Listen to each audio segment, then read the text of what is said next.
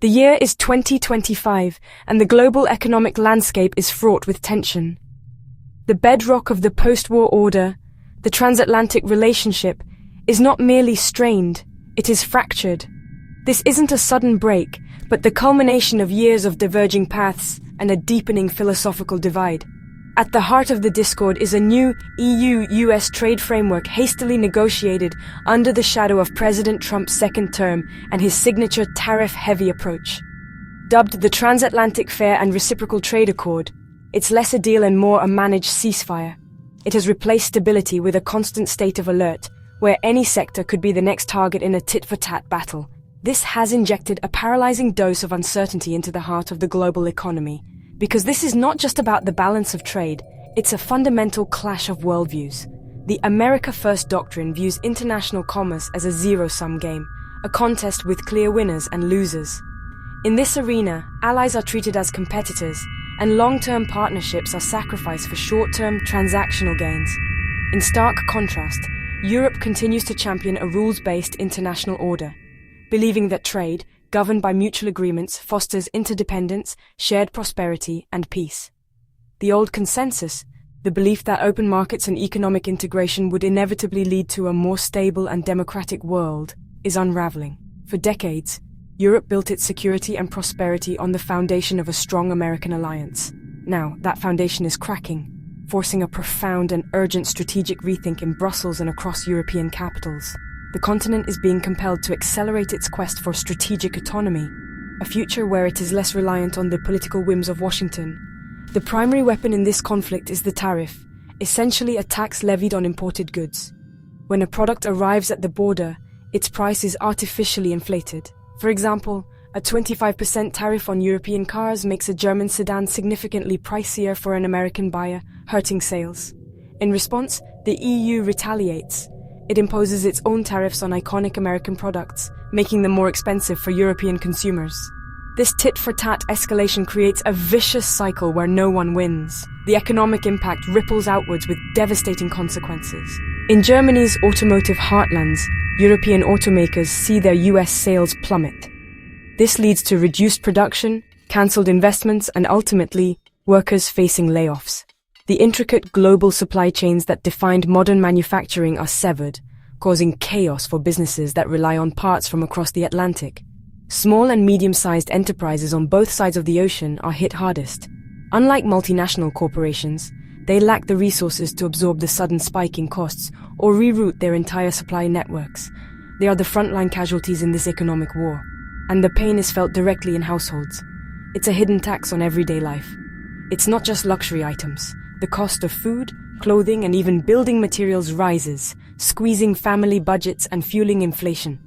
While the tariffs are sold as a way to protect domestic industries, the reality is far more complex. A few specific US steel producers might see a short-term benefit from reduced competition, but the American company that must now buy that more expensive steel to build cars or washing machines becomes less competitive. For every job saved in a protected industry, several more are threatened downstream. The broader economic effect is overwhelmingly negative. Beyond the numbers, the deepest damage is to trust. Business thrives on predictability. When trade policy can be upended by a single tweet, long-term investment stalls. Why build a factory or launch a new product line if the rules of the game could change overnight? This policy-induced volatility chokes off growth and innovation. In our deeply interconnected world, the notion of building economic walls to achieve prosperity is a dangerous illusion. The winners are few and fleeting, while the economic pain is deep and widespread. This trade war is a stark reminder that economic isolationism breeds instability, not strength. As Washington remains preoccupied with antagonizing its traditional allies, other global powers, particularly China, are eager to present themselves as the new champions of stability and free trade. Faced with a fractured global order and an unpredictable ally, Europe has no choice but to chart a new course, one defined by self-reliance, diversified partnerships, and a renewed commitment to its own values in a world that no longer plays by the old rules. In the corridors of power in Brussels, a new mantra has taken hold: strategic autonomy.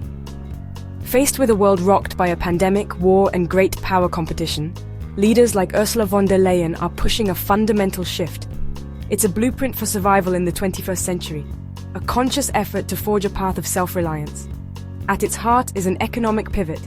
The EU is pouring billions into its industrial base to break free from perilous dependencies.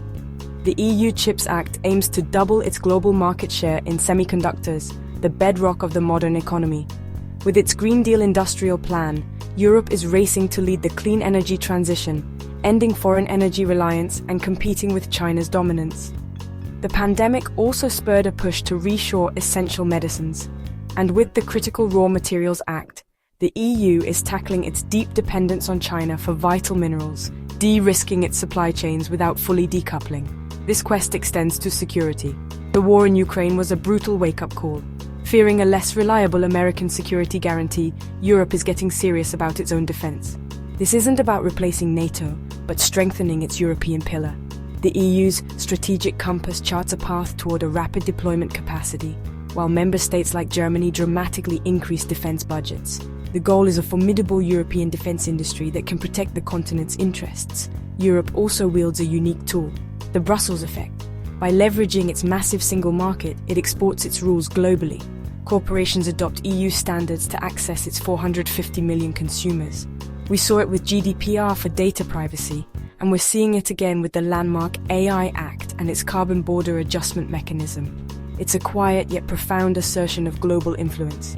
But this grand vision faces a formidable obstacle: Europe itself. The Union's unity is fragile. Populist governments, particularly in Hungary, challenge deeper integration, fearing a loss of sovereignty. They often use their veto power to block collective action. These internal fractures and rule of law disputes threaten to undermine the entire strategic autonomy agenda from within. Europe stands at a crossroads. The challenge is to balance 27 national interests against the urgent need for collective strength. The path to self-reliance is a monumental test of political will, depending as much on internal cohesion as on external strategy. The European Union is profoundly recalibrating its relationship with China. For decades, Brussels was guided by the optimistic belief in change through trade, but that era is over. A new sober realism is forcing a rethink of a relationship that will define Europe's future. The EU now officially defines China through a complex trinity: a partner, an economic competitor, and a systemic rival.